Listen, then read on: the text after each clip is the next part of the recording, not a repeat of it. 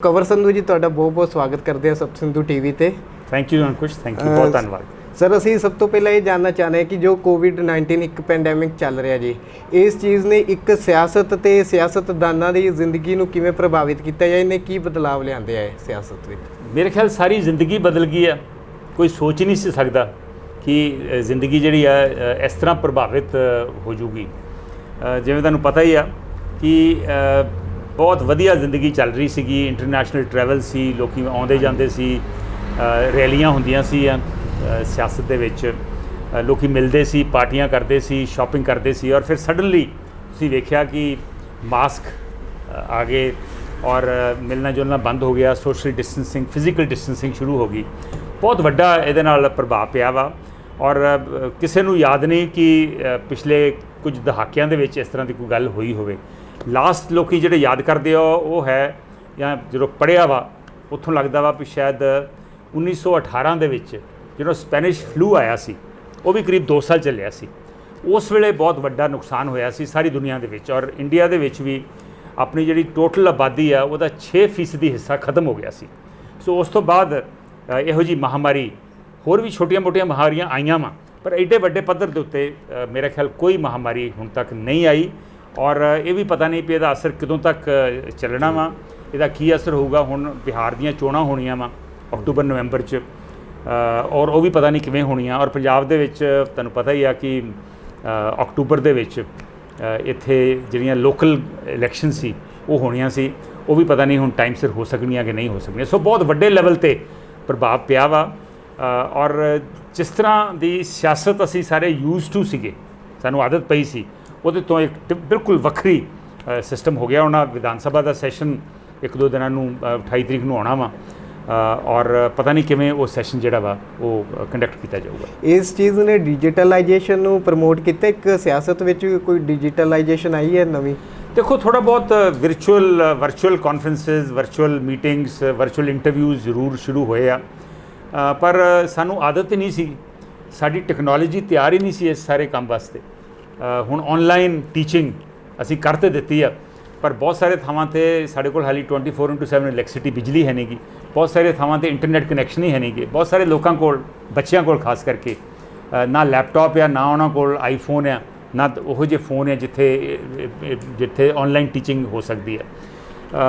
ਜਿਵੇਂ ਹੁਣ ਵਿਧਾਨ ਸਭਾ ਦਾ ਸੈਸ਼ਨ ਹੋਣਾ, ਨਾਰਮਲੀ ਸੈਸ਼ਨ 3-4-5 ਦਿਨ ਦਾ ਹੁੰਦਾ ਵਾ, ਔਰ ਐਰਕੀ ਸਿਰਫ 1 ਦਿਨ ਦਾ ਕੀਤਾ ਜਾ ਰਿਹਾ।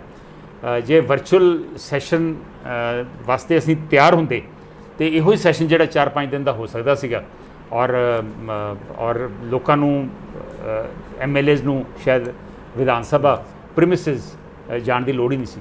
ਇੱਕ ਤੁਸੀਂ ਬਹੁਤ ਵੱਡੇ ਦਿੱਗਜ ਪੱਤਰਕਾਰ ਰਹੇ ਹੋ ਇਹਨੇ ਨਿਊਜ਼ ਚੈਨਲ ਤੇ ਨਿਊਜ਼ਪੇਪਰਸ ਦੇ, ਬਟ ਉੱਥੋਂ ਵੀ ਤੁਸੀਂ ਸਮਾਜ ਦੇ ਲਈ ਬਹੁਤ ਭਲਾਈ ਦੇ ਕੰਮ ਕਰ ਰਹੇ ਸੀ, ਲੋਕਾਂ ਦੀ ਸੇਵਾ ਕਰ ਰਹੇ ਸੀ। ਪੋਲੀਟਿਕਸ 'ਚ ਆਉਣ ਦਾ ਤੁਹਾਡਾ ਇੱਕ ਸਬਬ ਕਿਵੇਂ ਬਣਿਆ ਜੀ?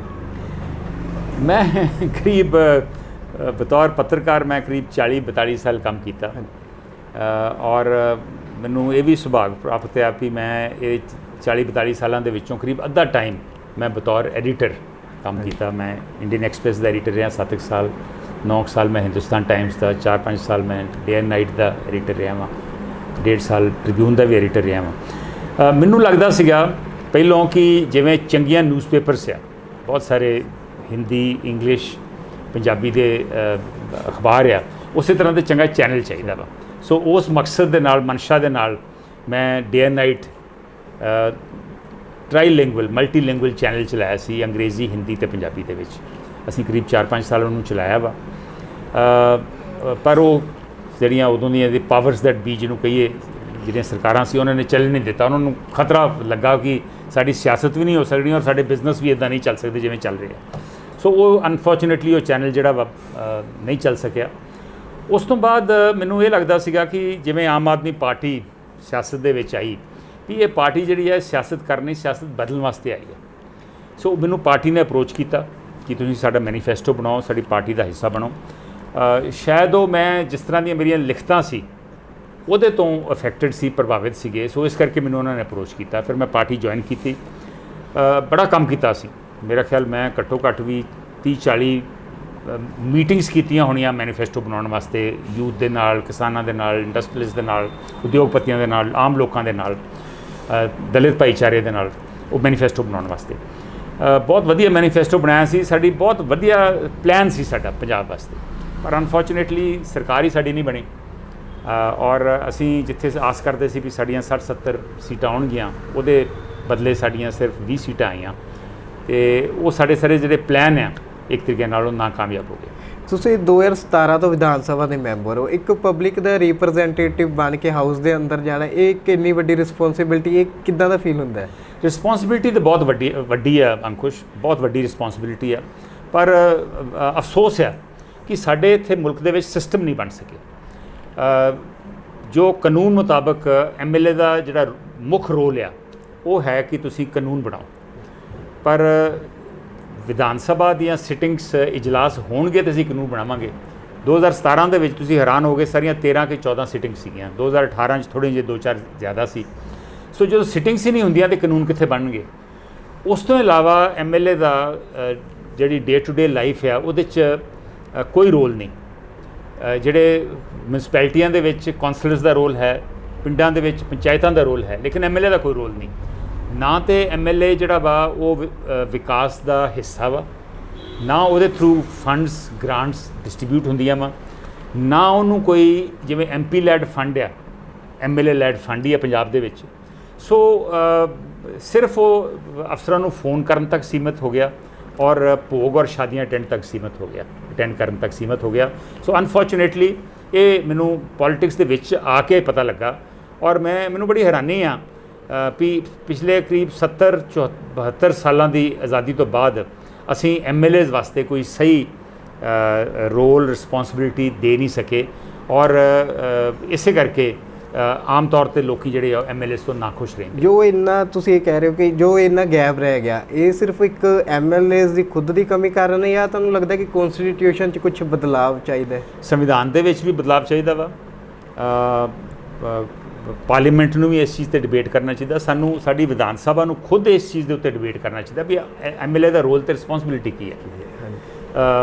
ਔਰ ਕਿਉਂਕਿ ਕਾਨੂੰਨ ਮੁਤਾਬਕ MLA ਦਾ ਜਿਹੜਾ ਅਹੁਦਾ ਵਾ ਉਹ ਬਹੁਤ ਉੱਚਾ ਅਹੁਦਾ ਮੰਨਿਆ ਗਿਆ ਵਾ, ਲੇਕਿਨ ਰੋਲ ਐਂਡ ਰਿਸਪੌਂਸਿਬਿਲਿਟੀ ਕੋਈ ਨਹੀਂ ਗੀ ਉਹਦੀ। ਸੋ ਇਸ ਕਰਕੇ ਬਹੁਤੇ MLAs ਜਿਹੜੇ ਆ ਉਹ ਕੋਈ ਬਹੁਤਾ ਵੱਡਾ ਰੋਲ ਪਲੇ ਨਹੀਂ ਕਰ ਸਕਦੇ, ਖਾਸ ਕਰਕੇ ਜੋ ਵਿਰੋਧੀ ਧਿਰ ਦੇ ਵਿੱਚ ਹੈ। ਇੱਕ ਸਮਾਂ ਸੀਗਾ, ਸੈਸ਼ਨ ਬਹੁਤ ਲੰਬੇ ਚੱਲਦੇ ਸੀ, ਕਾਫੀ ਦਿਨਾਂ ਤੱਕ, ਇੱਕ ਮਹੀਨੇ ਦੇ ਵੀ ਚੱਲਦੇ ਸੀ ਹੁਣ, ਬਟ ਅੱਜ ਦੇ ਵਿੱਚ ਜੋ ਮੈਕਸਿਮਮ ਹੁੰਦਾ 4-5 ਦਿਨ ਦਾ ਸੈਸ਼ਨ ਰਹਿ ਗਿਆ। ਉਦੋਂ ਜਦੋਂ ਵੀ ਕੋਈ ਅੰਦਰ ਤੋਂ ਬਾਹਰ ਆਉਂਦੇ ਸੀ, ਸਭ ਲਾਇਬ੍ਰੇਰੀ ਵੱਲ ਜਾਂਦੇ ਸੀ, ਲਾਇਬ੍ਰੇਰੀ 'ਚ ਪੁਸਤਕਾਂ ਪੜ੍ਹਦੇ ਸੀ, ਇੱਕ ਆਪਣਾ ਪੇਪਰ ਵਰਕ ਤਿਆਰ ਕਰਕੇ ਡਿਬੇਟ ਲਈ ਤਿਆਰੀ ਕਰਦੇ ਸੀ। ਅੱਜ ਦੇ ਸਮੇਂ 'ਚ ਵੀ ਇਹ ਚੀਜ਼ ਹੈਗੀ ਹੈ ਜੋ ਹੁੰਦੇ ਮੌਜੂਦਾ MLA ਦੇ ਲਾਇਬ੍ਰੇਰੀ? ਬਿਲਕੁਲ ਨਹੀਂ। ਇਹ ਸਹੀ ਗੱਲ ਆ ਕਿ ਕੋਈ ਟਾਈਮ ਸੀ ਜਦੋਂ ਸਿਟਿੰਗਸ ਜਿਹੜੀਆਂ ਵਾ 60-70-80 ਸਿਟਿੰਗ ਸਾਲ ਦੀਆਂ ਹੁੰਦੀਆਂ ਸੀ। ਜਿਹੜੇ ਰੂਲਸ ਆ ਵਿਧਾਨ ਸਭਾ ਦੇ ਉਹਨਾਂ ਮੁਤਾਬਕ ਘੱਟੋ ਘੱਟ 40 ਸਿਟਿੰਗਸ ਲਾਜ਼ਮੀ ਆ, ਲੇਕਿਨ ਸਰਕਾਰਾਂ ਜਿਹੜੇ ਮਾਨਯੋਗ ਸਪੀਕਰ ਬਣੇ ਆ ਉਹਨਾਂ ਨੇ ਇਨਸ਼ੋਰ ਹੀ ਨਹੀਂ ਕੀਤਾ ਕਿ ਘੱਟੋ ਘੱਟ 40 ਸਿਟਿੰਗਸ ਹੋਣ। ਮੇਰੇ ਹਿਸਾਬ ਦੇ ਨਾਲ 40 ਵੀ ਘੱਟ ਆ। ਮੇਰੇ ਹਿਸਾਬ ਦੇ ਨਾਲ ਹਰ ਮਹੀਨੇ 4 ਤੋਂ 5 ਦਿਨ ਦੀ ਸਿਟਿੰਗ ਹੋਣੀ ਚਾਹੀਦੀ ਹੈ। ਸੋ ਘੱਟੋ ਘੱਟ ਸਾਲ ਦੇ ਵਿੱਚ ਵੀ ਮੇਰੇ ਹਿਸਾਬ ਨਾਲ ਘੱਟੋ ਘੱਟ 60 ਤੋਂ 70 ਸਿਟਿੰਗਸ ਹੋਣੀਆਂ ਚਾਹੀਦੀਆਂ ਹਨ। ਉਹਦੇ ਨਾਲ ਫਿਰ ਜਿਹੜੇ ਮਸਲੇ ਆ ਉਹ ਉੱਥੇ ਡਿਬੇਟ ਹੋ ਸਕਣਗੇ, ਔਰ ਵਾਕਈ ਅਸੀਂ ਆਪਣਾ ਸਹੀ ਰੋਲ ਜਿਹੜਾ ਵਾ ਕਾਨੂੰਨ ਬਣਾਉਣ ਦਾ ਉਹ ਅਦਾ ਕਰ ਸਕਾਂਗੇ। ਹੁਣ ਕੀ ਹੁੰਦਾ ਵਾ ਕਿ 2-4 ਦਿਨ ਦੀ ਸਿਟਿੰਗ ਹੁੰਦੀ, 2-4 ਸੈਸ਼ਨਸ ਹੁੰਦੇ ਆ, ਇਜਲਾਸ ਹੁੰਦੇ ਆ, ਉਹਦੇ 'ਚ ਆਪਣਾ ਪ੍ਰਭਾਵ ਪਾਉਣ ਲਈ ਜਾਂ ਪ੍ਰੈਸ ਨੂੰ ਦਿਖਾਉਣ ਵਾਸਤੇ ਵਾਕਆਊਟ ਹੁੰਦੇ ਆ, ਨਾਅਰੇ ਲੱਗਦੇ ਆ। ਬਾਹਰ ਆ ਕੇ ਹੁਣ ਜ਼ਿਆਦਾ ਕਾਰਵਾਈ ਵਿਧਾਨ ਸਭਾ ਤੋਂ ਬਾਹਰ ਹੁੰਦੀ ਹੈ, ਵਿਧਾਨ ਸਭਾ ਦੇ ਅੰਦਰ ਘੱਟ ਹੁੰਦੀ ਹੈ, ਔਰ ਨਾ ਹੀ ਲੋਕੀ ਆਪਣੀ ਤਿਆਰੀ ਕਰਦੇ, ਕਿਉਂਕਿ ਅੰਦਰ ਸਮਾਂ ਹੀ ਨਹੀਂ ਹੁੰਦਾ ਆਪਣਾ ਪੁਆਇੰਟ ਆਫ ਵਿਊ ਰੱਖਣ ਦਾ, ਆਪਣੀ ਗੱਲ ਸਹੀ ਤਰੀਕੇ ਨਾਲ ਕਹਿਣ ਦਾ। ਅੱਜ ਦੇ ਟਾਈਮ 'ਚ ਅਰਬਨਾਈਜੇਸ਼ਨ ਬਹੁਤ ਡਿਵੈਲਪ ਹੋ ਰਹੀ ਹੈ, ਅਤੇ ਇੱਕ ਮਾਈਗ੍ਰੈਂਟਸ ਓਲ ਪੂਰੇ ਪੰਜਾਬ ਦੇ ਅਤੇ ਦੂਸਰੀਆਂ ਸਟੇਟਸ ਦੇ ਵੀ ਖਰੜ ਦੇ ਵਿੱਚ ਜੋ ਤੁਹਾਡੀ ਕੌਂਸਟੀਟਿਊਐਂਸੀ ਹੈ ਉਹਦੇ 'ਚ ਬਹੁਤ ਵੱਡੀ ਤਾਦਾਦ 'ਤੇ ਆ ਕੇ ਐਸਟੈਬਲਿਸ਼ ਹੋ ਰਿਹਾ ਹੈ। ਇਹਨਾਂ ਦੇ ਲਈ ਕੁਝ ਵੈਲ ਐਸਟੈਬਲਿਸ਼ ਪਲੈਨਡ ਲੌਂਗ ਰਨ ਲਈ ਕਿ ਇਹ ਅੱਛਾ ਇਸ ਚੀਜ਼ ਨੂੰ, ਕਿਉਂਕਿ ਜਦ ਆਪਾਂ ਇਹਨੂੰ ਕੰਪੇਅਰ ਕਰਦੇ ਹਾਂ ਮੁਹਾਲੀ ਅਤੇ ਖਰੜ ਨੂੰ, ਇੰਡੀਆ ਰੋਡਸ ਦੇ ਆ ਗਏ ਆ, ਵਾਟਰ ਫੈਸਿਲਿਟੀ, ਇਲੈਕਟ੍ਰਿਸਿਟੀ, ਕਾਫੀ ਚੀਜ਼ਾਂ ਇੱਕ ਨਾਲ ਦੀ ਸਿਟੀ ਦੇ ਨਾਲੋਂ ਇੱਕ ਕਾਫੀ ਪਿੱਛੇ ਰਹਿ ਜਾਂਦੇ। ਇਸ ਲਈ ਕੁਝ ਨਵੀਆਂ ਪਲਾਨਸ ਜਾਂ ਤੁਸੀਂ ਸਰਕਾਰ ਅੱਗੇ ਰੱਖੇ? ਦੇਖੋ, ਬਹੁਤ ਅੱਛਾ ਤੁਹਾਡਾ ਸਵਾਲ ਆ। ਦੇਖੋ, ਮਾਈਗ੍ਰੇਸ਼ਨ ਜਿਹੜੀ ਆ ਇਹ it is a way of life way of the world. ਆਪਣੇ ਇੰਡੀਆ ਤੋਂ ਲੋਕੀ ਦੂਜੇ ਮੁਲਕਾਂ ਜਾ ਰਹੇ ਆ, ਦੂਜੀਆਂ ਸਟੇਟਾਂ ਦੇ ਲੋਕੀ ਪੰਜਾਬ ਜਾ ਰਹੇ ਆ, ਕਿਉਂਕਿ ਪੰਜਾਬ ਕਿਸੇ ਵੇਲੇ ਅਵਲ ਦਰਜੇ ਦੀ ਸੀ, ਬਹੁਤ ਜ਼ਿਆਦਾ ਵਿਕਾਸ ਸੀ ਪੰਜਾਬ ਦੇ ਵਿੱਚ ਹੋ ਰਿਹਾ ਸੀ, ਇੱਥੇ ਨੌਕਰੀਆਂ ਸੀ ਲੋਕਾਂ ਕੋਲ, ਖੇਤੀਬਾੜੀ ਬਹੁਤ ਵਧੀਆ ਸੀ ਇੱਥੋਂ ਦੀ। ਸੋ ਲੋਕੀ ਇੱਥੇ ਆ ਰਹੇ ਆ, ਲੇਕਿਨ ਅਸੀਂ ਇਹਦੇ ਵਾਸਤੇ ਜਿਵੇਂ ਬਾਹਰਲੇ ਮੁਲਕਾਂ ਨੇ ਮਾਈਗ੍ਰੈਂਟਸ ਇਮੀਗ੍ਰੈਂਟਸ ਵਾਸਤੇ ਤਿਆਰੀ ਕੀਤੀ, ਅਸੀਂ ਆਪਣੀ ਤਿਆਰੀ ਨਹੀਂ ਕੀਤੀ ਅਨਫੋਰਚੂਨੇਟਲੀ। ਸਾਡੇ ਇੱਥੇ ਸਿਸਟਮ ਦੇ ਵਿੱਚ ਕੋਈ ਅਫੋਰਡੇਬਲ ਹਾਊਸਿੰਗ ਸਕੀਮ ਨਹੀਂ ਆਈ। ਅਫੋਰਡੇਬਲ ਹਾਊਸਿੰਗ ਸਕੀਮ ਨਾ ਹੋਣ ਕਰਕੇ ਬਹੁਤ ਲੋਕੀ ਨਜਾਇਜ਼ ਕਾਲੋਨੀਆਂ ਦੇ ਵਿੱਚ ਵਸੇ ਆ। ਚੰਡੀਗੜ੍ਹ ਦੇ ਵਿੱਚ ਲੋਕੀ ਜੋ ਇੱਥੇ ਪ੍ਰਾਪਰਟੀ ਦੇ ਰੇਟ ਆ ਉਹ ਲੋਕੀ ਅਫੋਰਡ ਨਹੀਂ ਕਰ ਸਕਦੇ, ਸੋ ਬਿਲਕੁਲ ਨਾਲ ਦੇ ਇਲਾਕੇ ਜਿਹੜੇ ਆ ਉੱਥੇ ਜਾ ਕੇ ਵਸ ਜਾਂਦੇ ਆ, ਨਜਾਇਜ਼ ਕਾਲੋਨੀਆਂ ਦੇ ਵਿੱਚ ਵਸੇ ਆ। ਮੇਰੀ ਬਦਕਿਸਮਤੀ ਇਹ ਆ ਕਿ ਮੇਰੇ ਇਲਾਕੇ ਦੇ ਵਿੱਚ ਬਹੁਤ ਜ਼ਿਆਦਾ ਨਜਾਇਜ਼ ਕਾਲੋਨੀਆਂ ਬਣੀਆਂ ਵਾ। ਇਹ ਅੱਜ ਦੀਆਂ ਨਹੀਂ ਬਣੀਆਂ, ਇਹ ਪਿਛਲੇ 25 30 40 ਸਾਲਾਂ ਤੋਂ ਬਣੀਆਂ ਵਾ। 3 ਵੱਡੇ ਕਸਬੇ ਆ ਮੇਰੇ ਇਲਾਕੇ ਦੇ ਵਿੱਚ, ਇੱਕ ਖਰੜ, ਔਰ ਖਰੜ ਦੇ ਵਿੱਚ ਵੀ ਬਹੁਤ ਜ਼ਿਆਦਾ ਨਜਾਇਜ਼, ਮੇਰੇ ਖਿਆਲ ਘੱਟੋ ਘੱਟ 25% ਖਰੜ ਜਿਹੜਾ ਵਾ ਉਹ ਇਲੀਗਲ ਕਾਲੋਨੀਜ਼ ਨੂੰ ਲੀਗਲਾਈਜ਼ ਕੀਤਾ ਗਿਆ ਵਾ। ਪ੍ਰੋਪਰ ਸੀਵਰੇਜ ਹੈ ਨਹੀਂ ਉੱਥੇ। ਹੁਣ ਅਸੀਂ ਪਲਾਨ ਬਣਾਇਆ ਵਾ, ਮੇਰੀ SDM ਨਾਲ ਗੱਲ ਹੋਈ ਹੈ, ਹੁਣ ਇੱਕ ਨਵਾਂ ਪਲਾਨ ਬਣਿਆ ਵਾ ਕਿ ਇੱਕ ਅਸੀਂ ਫਰੈਸ਼ ਸਰਵੇ ਕਰੀਏ ਉੱਥੇ ਸੀਵਰੇਜ ਕਿਸ ਤਰ੍ਹਾਂ ਦੀ ਹੋਣੀ ਚਾਹੀਦੀ ਹੈ। ਉਹ ਸਰਵੇ ਦੇ ਉੱਤੇ ਕਰੀਬ 70-80 ਲੱਖ ਰੁਪਈਆ ਜਿਹੜਾ ਵਾ ਉਹ ਸੈਂਕਸ਼ਨ ਹੋ ਰਿਹਾ ਵਾ। ਸਰਵੇ ਕੀਤਾ ਜਾਊਗਾ। ਜਿਹੜਾ ਉੱਥੇ STP ਸੀਵਰੇਜ ਟ੍ਰੀਟਮੈਂਟ ਪਲਾਂਟ ਹੈ ਉਹ ਬਹੁਤ ਛੋਟਾ ਵਾ, 4 ਹੋਰ STP ਲੱਗਣੇ ਉੱਥੇ, ਔਰ ਉਸ ਤੋਂ ਬਾਅਦ ਫਿਰ ਸਹੀ ਤਰੀਕੇ ਨਾਲ ਡਿਵੈਲਪਮੈਂਟ ਹੋ ਸਕੂਗੀ। ਇਸੇ ਤਰ੍ਹਾਂ ਦੀ ਔਰ ਇਸ ਤੋਂ ਵੀ ਹੋਰ ਬੱਤਰ ਹਾਲਤ ਜਿਹੜੀ ਆ ਉਹ ਸਾਡੇ ਨੈਗਾਉਂ ਦੇ ਵਿੱਚ ਆ। ਨੈਗਾਉਂ ਬਿਲਕੁਲ ਚੰਡੀਗੜ੍ਹ ਦੇ ਨਾਲ ਆ, CM ਦੀ ਕੋਠੀ ਤੋਂ ਮੇਰੇ ਖਿਆਲ 1 ਕਿਲੋਮੀਟਰ ਹੀ ਦੂਰ ਨਹੀਂ ਗਾ। ਉੱਥੇ ਜੇ ਖਰੜ 25% ਨਜਾਇਜ਼ ਕਾਲੋਨੀਆਂ ਨਾਲ ਵਸਿਆ ਵਾ, ਅਤੇ ਨੈਗਾਉਂ ਜਿਹੜਾ ਵਾ ਉਹ ਸ਼ਾਇਦ 80% ਨਜਾਇਜ਼ ਕਾਲੋਨੀਆਂ ਵਸੀਆਂ ਵਾ। ਸੋ ਨੈਗਾਉਂ ਵਾਸਤੇ ਇੱਕ ਸਰਕਾਰ ਨੂੰ ਮੈਂ ਕਈ ਵਾਰ ਲਿਖਿਆ ਵਾ ਕਿ ਸਾਨੂੰ ਇੱਕ ਸਪੈਸ਼ਲ ਫੰਡ ਦਿੱਤੀ ਜਾਵੇ। ਨੈਗਾਉਂ ਦੀ ਡਿਵੈਲਪਮੈਂਟ ਵਾਸਤੇ ਬਹੁਤ ਜ਼ਿਆਦਾ ਪੈਸੇ ਦੀ ਲੋੜ ਆ, ਔਰ ਸਿਰਫ ਨੈਗਾਉਂ ਵਾਸਤੇ ਨਹੀਂ, ਨੈਗਾਉਂ ਦੇ ਨਾਲ ਜਿੰਨੇ ਪਹਾੜੀ ਪਿੰਡ ਆ ਉਹਨਾਂ ਦੀ ਮੈਂ ਸੁਜੈਸ਼ਨ ਦਿੱਤਾ ਵਾ, ਸੁਝਾਅ ਦਿੱਤਾ ਵਾ ਵੀ ਉਹਨਾਂ ਵਾਸਤੇ ਇੱਕ ਹਿਲ ਡਿਵੈਲਪਮੈਂਟ ਵਿਲੇਜ ਡਿਵੈਲਪਮੈਂਟ ਅਥਾਰਟੀ ਬਣਾਈ ਜਾਵੇ ਤਾਂ ਕਿ ਉਹਨਾਂ ਦੀ ਡਿਵੈਲਪਮੈਂਟ ਹੋ ਸਕੇ। ਕਈ ਇਹੋ ਜਿਹੇ ਪਿੰਡ ਆ ਚੰਡੀਗੜ੍ਹ ਦੇ ਬਿਲਕੁਲ ਨਾਲ, ਬਗਿੰਡੀ, ਮਸੌਲ, ਕਸੌਲੀ, ਗੂੜਾ, ਇਹ ਪਿੰਡ ਜਿਹੜੇ ਆ ਉੱਥੇ ਪੁਲੀਆਂ ਨਹੀਂ ਬਣੀਆਂ, ਬਰਸਾਤੀ ਜੋ ਨਾਲੇ ਆ ਜਾਂਦੇ ਆ ਲੋਕੀ ਪਹੁੰਚ ਨਹੀਂ ਸਕਦੇ, ਉੱਥੋਂ ਦੇ ਲੋਕੀ ਜਿਹੜੇ ਹਸਪਤਾਲ ਨਹੀਂ ਜਾ ਸਕਦੇ। ਸੋ ਇਸੇ ਤਰ੍ਹਾਂ ਮਿਰਜ਼ਾਪੁਰ, ਇਸੇ ਤਰ੍ਹਾਂ ਮੀਆਂਪੁਰ ਚੰਗਲ, ਤਾਰਾਪੁਰ, ਬਹੁਤ ਸਾਰੇ ਪਿੰਡ ਆ ਜਿੱਥੇ ਬਹੁਤ ਵੱਡੀਆਂ ਦਿੱਕਤਾਂ ਵਾ। ਸੋ ਮੇਰੇ ਹਿਸਾਬ ਦੇ ਨਾਲ ਸਰਕਾਰ ਨੂੰ ਘੱਟੋ ਘੱਟ 100 ਕਰੋੜ ਦਾ ਪ੍ਰੋਜੈਕਟ ਸਿਰਫ ਖਰੜ ਹਲਕੇ ਵਾਸਤੇ ਲਿਆਉਣਾ ਚਾਹੀਦਾ। ਇਹ ਮੈਂ ਸਰਕਾਰ ਕੋਲ ਅੱਗੇ ਗੁਜ਼ਾਰਿਸ਼ ਵੀ ਕੀਤੀ ਹੈ, ਔਰ ਮੈਂ ਹੁਣ ਲਿਖਤੀ ਰੂਪ ਦੇ ਵਿੱਚ ਵੀ ਅਸੀਂ ਪਲਾਨ ਬਣਾ ਰਹੇ ਹਾਂ ਕਿ ਟੋਟਲ ਅਮਾਊਂਟ ਕਿੰਨਾ ਚਾਹੀਦਾ ਵਾ, ਸਰਕਾਰ ਨੂੰ ਇਹ ਲਿਖ ਕੇ ਦੇਵਾਂਗੇ। ਇੰਟਰਨੈਸ਼ਨਲ ਪੋਲੀਟਿਕਸ 'ਚ ਵੀ ਇੰਟਰਸਟ ਰੱਖਦੇ ਹੋ? ਮੈਂ ਪੋਲੀਟਿਕਸ ਦਾ ਸਟੂਡੈਂਟ ਹਾਂ, ਪੋਲੀਟੀਕਲ ਸਾਇੰਸ ਦਾ ਸਟੂਡੈਂਟ ਹਾਂ, ਮੈਂ ਹਿਸਟਰੀ ਦਾ ਸਟੂਡੈਂਟ ਹਾਂ, ਜਰਨਲਿਸਟ ਰਿਹਾ ਮੈਂ। ਔਰ ਜਦੋਂ ਮੈਂ ਜਰਨਲਿਸਟ ਸੀ ਮੈਂ 4 ਸਾਲ ਇੰਡੀਆ ਟੂਡੇ 'ਚ ਵੀ ਕੰਮ ਕੀਤਾ। ਇੰਡੀਆ ਟੂਡੇ 'ਚ ਮੈਂ ਜਦੋਂ ਕੰਮ ਕੀਤਾ ਉਦੋਂ ਮੈਂ ਪਾਕਿਸਤਾਨ ਨੂੰ ਇੰਡੀਆ ਟੂਡੇ ਵਾਸਤੇ ਬੜੀ ਡਿਟੇਲ ਦੇ ਵਿੱਚ ਕਵਰ ਕੀਤਾ। ਮੈਂ 3-4 ਵਾਰੀ ਮੈਨੂੰ ਪਾਕਿਸਤਾਨ ਜਾਣ ਦਾ ਮੌਕਾ ਵੀ ਮਿਲਿਆ। ਇੰਟਰਨੈਸ਼ਨਲ ਟਰੈਵਲ ਵੀ ਮੈਂ ਬਹੁਤ ਕੀਤਾ ਕਿਉਂਕਿ ਮੈਂ ਇੰਟਰਨੈਸ਼ਨਲ ਕਾਨਫਰੰਸਿਸ ਅਟੈਂਡ ਕੀਤੀਆਂ, 2-3 ਫੈਲੋਸ਼ਿਪਸ ਅਟੈਂਡ ਕੀਤੀਆਂ। ਸੋ ਜੋ ਵੀ ਦੁਨੀਆ 'ਚ ਹੋ ਰਿਹਾ ਵਾ ਉਹਦੇ 'ਚ ਮੈਂ ਪੂਰੀ ਦਿਲਚਸਪੀ ਰੱਖਦਾ ਵਾਂ। ਸਿਰਫ ਇਹੋ ਹੀ ਨਹੀਂ, ਮੈਂ ਡਿਫੈਂਸ ਕੋਰਸਪੋਂਡੈਂਟ ਵੀ ਰਿਹਾ ਵਾਂ, ਡਿਫੈਂਸ 'ਤੇ ਮੈਂ ਬਹੁਤ ਰਿਪੋਰਟਿੰਗ ਕੀਤੀ ਆ। ਔਰ ਮੈਂ ਇੱਕ ਪੰਜਾਬੀ ਚੈਨਲ ਦੇ ਉੱਤੇ ਪਿਛਲੇ ਕਈ ਸਾਲਾਂ ਤੋਂ ਇੱਕ ਰੋਜ਼ ਸਵੇਰੇ ਤੇ ਨਹੀਂ, ਹਫ਼ਤੇ 'ਚ 3 ਦਿਨ ਇੱਕ TV ਸ਼ੋਅ ਵੀ ਮੈਂ ਕਰਦਾ ਵਾਂ, ਜਿੱਥੇ NRIs ਬਾਹਰ ਵਾਸਤੇ ਪੰਜਾਬੀ ਜੋ ਪੰਜਾਬ 'ਚ ਦਿਲਚਸਪੀ ਰੱਖਦੇ ਆ ਉਹ ਪੰਜਾਬ ਬਾਰੇ ਮੈਨੂੰ ਸਵਾਲ ਪੁੱਛਦੇ ਆ ਔਰ ਮੈਂ ਉਹਨਾਂ ਦੇ ਸਵਾਲਾਂ ਦਾ ਜਵਾਬ ਵੀ ਦੇਣਾ। ਜੋ ਤੁਸੀਂ ਹੁਣ ਵੀ ਜਰਨਲਿਜ਼ਮ ਨਾਲ ਕੰਟੀਨਿਊ ਕਰ ਰਹੇ ਹੋ, ਇਹ ਕਿਤੇ ਨਾ ਕਿਤੇ ਤੁਹਾਡੇ ਪੋਲੀਟਿਕਸ ਦੇ ਵਿੱਚ ਇੰਟਰ ਰਿਲੇਟ ਨਹੀਂ ਕਰਦਾ? ਕਿਤੇ ਨਾ ਕਿਤੇ ਇਸ਼ੂ ਕ੍ਰੀਏਟ ਨਹੀਂ ਹੁੰਦੇ? ਨਹੀਂ, ਕੋਈ ਇਸ਼ੂ ਰਿਲੇਟ ਨਹੀਂ ਹੁੰਦਾ ਜੀ। ਮੈਂ ਜਦੋਂ ਆਮ ਆਦਮੀ ਪਾਰਟੀ ਜੁਆਇਨ ਕੀਤੀ ਸੀ, ਮੈਂ ਆਮ ਆਦਮੀ ਪਾਰਟੀ ਦੇ ਜਿਹੜੇ ਕਨਵੀਨਰ ਔਰ ਦਿੱਲੀ ਦੇ ਮੁੱਖ ਮੰਤਰੀ ਅਰਵਿੰਦ ਕੇਜਰੀਵਾਲ ਨੂੰ ਮੈਂ ਕਿਹਾ ਸੀ ਕਿ ਤੁਹਾਨੂੰ ਕੋਈ ਇਤਰਾਜ਼ ਤਾਂ ਨਹੀਂ ਮੈਂ ਜੇ ਪ੍ਰੋਗਰਾਮ ਕੰਟੀਨਿਊ ਕਰਾਂ? ਉਹਨਾਂ ਕਿਹਾ ਕੋਈ ਇਹੋ ਜਿਹੀ ਸਾਨੂੰ ਕੋਈ ਦਿੱਕਤ ਨਹੀਂ। ਸੋ ਮੈਂ ਅੱਜ ਵੀ ਪ੍ਰੋਗਰਾਮ ਕੰਟੀਨਿਊ ਕਰਦਾ ਔਰ ਉਸ ਪ੍ਰੋਗਰਾਮ ਦੇ ਵਿੱਚ ਮੇਰੀ ਕੋਸ਼ਿਸ਼ ਹੁੰਦੀ ਆ ਕਿ ਪਾਰਟੀ ਲਾਈਨ 'ਤੇ ਅਸੀਂ ਕੋਈ ਗੱਲ ਨਾ ਕਰੀਏ। ਜਿੰਨਾ ਮੈਂ ਆਬਜੈਕਟਿਵ ਹੋ ਸਕਦਾ ਮੈਂ ਪਾਰਟੀ ਦੇ ਵਿੱਚ ਵੀ ਜੋ ਮੈਨੂੰ ਸਹੀ ਲੱਗਦਾ ਵਾ ਮੈਂ ਉਹ ਗੱਲ ਕਹਿਣਾ ਵਾ, ਔਰ ਉਹੀ ਗੱਲ ਮੈਂ TV 'ਤੇ ਕਹਿਣਾ। ਹੁਣ ਤੱਕ ਮੈਨੂੰ ਕੋਈ ਇਹਦੇ ਬਾਰੇ ਕੋਈ ਦਿੱਕਤ ਆਈ ਨਹੀਂ।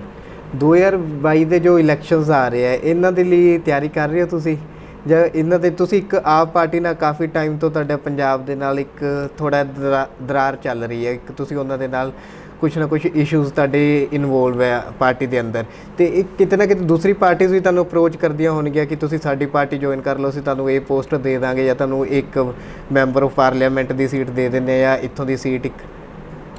ਦੇਖੋ, ਮੇਰਾ ਜਿਹੜਾ ਜਿਸ ਤਰ੍ਹਾਂ ਦਾ ਕਿਰਦਾਰ ਰਿਹਾ ਵਾ, ਜਿਸ ਤਰ੍ਹਾਂ ਦੀ ਮੈਂ ਪੱਤਰਕਾਰੀ ਕੀਤੀ ਆ, ਉਹਦੇ ਹਿਸਾਬ ਦੇ ਨਾਲ ਲੋਕਾਂ ਨੂੰ ਪਤਾ ਵਾ ਵੀ ਮੈਂ ਕੋਈ ਇਹੋ ਜਿਹਾ ਮੈਂ ਕੋਈ ਰੋਲਿੰਗ ਸਟੋਨ ਨਹੀਂ ਗਾ ਜਿਹੜਾ ਪੱਥਰ ਜਿਹੜਾ ਅੱਜ ਇੱਥੇ ਤੇ ਕੱਲ੍ਹ ਨੂੰ ਉੱਧਰ ਰੋਲ ਕਰਕੇ ਮੈਂ ਕਿਤੇ ਹੋਰ ਚੱਲ ਜਾਵਾਂ।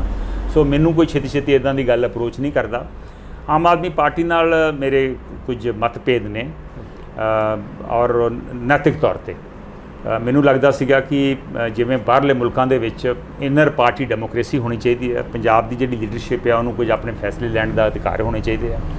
ਪੰਜਾਬ ਦੀ ਲੀਡਰਸ਼ਿਪ ਨੂੰ ਪ੍ਰੋਪਰ ਕੰਸਲਟ ਕਰਨਾ ਚਾਹੀਦਾ। ਜੋ 2017 ਸਾਡੇ ਨਾਲ ਹੋਇਆ, ਉਸ ਤੋਂ ਬਾਅਦ ਜਿਹੜੀਆਂ ਬਾਈ ਇਲੈਕਸ਼ਨਸ ਜੋ ਪਾਰਟੀ ਨਾਲ ਹੋਇਆ, ਉਹਦੇ 'ਤੇ ਚਿੰਤਨ ਵਿਚਾਰ ਕਰਨ ਦੀ ਲੋੜ ਆ।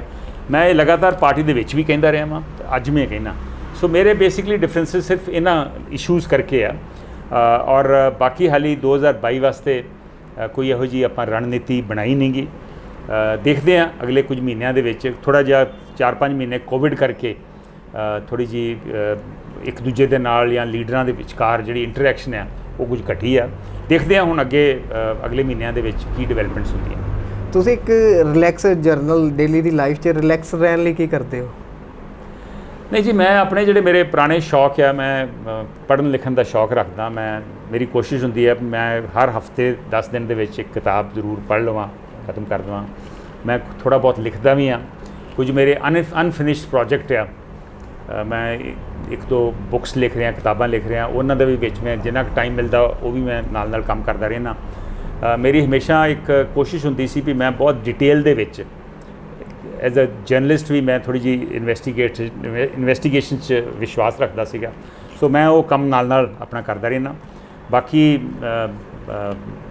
ਗਾਰਡਨਿੰਗ ਦਾ ਵੀ ਮੈਨੂੰ ਸ਼ੌਕ ਹੈ। ਮੈਂ ਬੇਸਿਕਲੀ ਜ਼ਿਮੀਂਦਾਰਾ ਪਰਿਵਾਰ ਦੇ ਨਾਲ ਹਾਂ ਔਰ ਸੋ ਇਸ ਤਰ੍ਹਾਂ ਆਪਣੇ ਆਪ ਨੂੰ ਬਿਜ਼ੀ ਰੱਖੀਦਾ। ਅੱਜ ਕੱਲ੍ਹ ਤੇ ਸਾਰੇ ਲੋਕੀ ਜਿਹੜੇ ਆ ਉਹਨਾਂ ਨੂੰ ਮਜਬੂਰਨ ਕਰ ਰਹਿਣਾ ਪੈ ਰਿਹਾ ਵਾ। ਸੋ ਮੈਨੂੰ ਵੀ ਕਾਫੀ ਕਰ ਰਹਿਣਾ ਪੈ ਰਿਹਾ। ਹਾਲੇ ਮੈਂ ਕੋਸ਼ਿਸ਼ ਕਰਦਾ ਵਾਂ ਕਿ ਜੋ ਪ੍ਰੀਕਾਸ਼ਨਸ ਲੈਣ ਦੀ ਲੋੜ ਹੈ, ਸਰਕਾਰ ਦੀਆਂ ਹਦਾਇਤਾਂ ਵਾਂ ਉਹਨਾਂ ਦੀ ਪਾਲਣਾ ਕਰਦੇ ਹੋਏ ਜਿੱਥੋਂ ਤੱਕ ਹੋ ਸਕੇ ਮੈਂ ਆਪਣੇ ਹਲਕੇ 'ਚ ਵੀ ਜਾਣਾ। ਮੈਂ ਹਰ ਸੋਮਵਾਰ ਨੂੰ ਖਰੜ ਦੇ ਵਿੱਚ 3-4 ਘੰਟੇ ਮੈਂ ਦਫ਼ਤਰ ਲਾਉਣਾ। ਮੇਰਾ ਆਫਿਸ ਬਣਾਇਆ ਮੈਂ ਉੱਥੇ।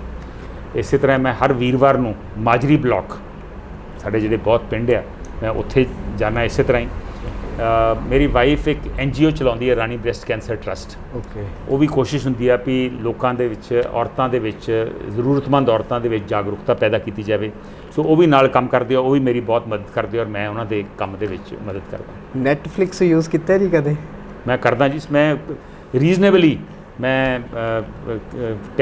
ਟੈਕਨੋ ਸੈਵੀ ਆ ਔਰ ਕਈ ਪ੍ਰੋਗਰਾਮਸ ਜਿਹੜੇ ਆ ਉਹ ਜ਼ਰੂਰ ਦੇਖੀਦੇ ਆ। ਖਾਸ ਕਰਕੇ ਮੈਨੂੰ ਵਾਰ ਮੂਵੀਜ਼ ਦੇਖਣ ਦਾ ਮੈਨੂੰ ਜ਼ਰੂਰ ਸ਼ੌਕ ਹੈ। ਨੈਟਫਲਿਕਸ ਦੇ ਵਿੱਚ ਅੱਜ ਕੱਲ੍ਹ ਸੀਰੀਜ਼ ਜੋ ਤੁਸੀਂ ਦੇਖੀਆਂ ਹੋਣਗੀਆਂ, ਉਹਨਾਂ 'ਚ ਇੱਕ ਜੋ ਲੈਂਗੁਏਜ ਯੂਜ਼ ਕੀਤੀ ਜਾਂਦੀ ਹੈ ਜਾਂ ਉਹਨਾਂ ਦੇ ਇੱਕ ਲੈਵਲ ਪਹੁੰਚ ਗਿਆ ਹੈ ਦੂਸਰੇ ਥੀਏਟਰ ਦੇ ਨਾਲੋਂ, ਇਹ ਤੁਹਾਨੂੰ ਲੱਗਦਾ ਹੈ ਕਿ ਕਿਤੇ ਨਾ ਕਿਤੇ ਜੋ ਯੰਗ ਜਨਰੇਸ਼ਨ ਇਹਨਾਂ 'ਤੇ ਪ੍ਰਭਾਵ ਕਰ ਰਹੀ ਹੈ ਜਾਂ ਕੋਈ ਗਲਤ ਇੰਪੈਕਟ ਹੈਗਾ ਇਸ ਚੀਜ਼ ਦਾ?